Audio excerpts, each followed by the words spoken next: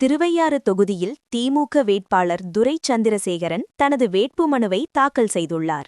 தஞ்சை மாவட்டம் திருவையாறு தொகுதிக்குட்பட்ட வேட்பாளர்கள் வேட்புமனு தாக்கல் செய்ய தொடங்கியுள்ள நிலையில் திமுக சார்பில் போட்டியிடும் துரை சந்திரசேகரன் திருவையாறு தாலுகா அலுவலகத்தில் தேர்தல் நடத்தும் அலுவலர் கண்ணனிடம் தனது வேட்புமனுவை சமர்ப்பித்தார்.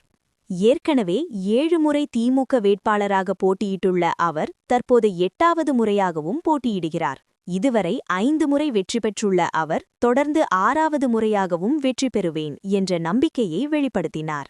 மேலும் தனது வெற்றிக்கு கூட்டணி கட்சிகள் உறுதுணையாக இருப்பதாகவும் பொதுமக்களிடையே தமக்கு நல்ல வரவேற்பு இருப்பதாகவும் தெரிவித்தார்.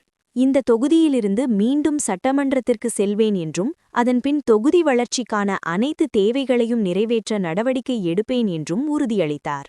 இந்தலூர், அகரப்பேட்டை பாலம், வெண்ணாறு மற்றும் வெட்டாறு பாலங்கள், திருக்காட்டுப்பள்ளி மற்றும் திருவையாறு பேருந்து நிலையங்கள், திருவையாறு ஊராட்சி ஒன்றியத்திற்கு புதிய அலுவலகம் உள்ளிட்ட முக்கிய பணிகளை நிறைவேற்றுவேன் என்றும் கூறினார்.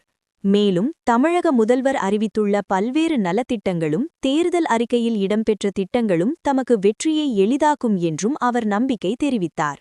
இந்த நிகழ்வில் சிபிஎம் மாவட்ட செயற்குழு உறுப்பினர் கண்ணன், விடுதலை சிறுத்தைகள் கட்சி மாவட்ட செயலாளர் விடுதலை வேந்தன், மாவட்ட பொதுக்குழு உறுப்பினர் அறிவழகன், தேமுதிக சட்டமன்ற தொகுதி செயலாளர் சிவகுமார் உள்ளிட்டோர் உடனிருந்தனர்.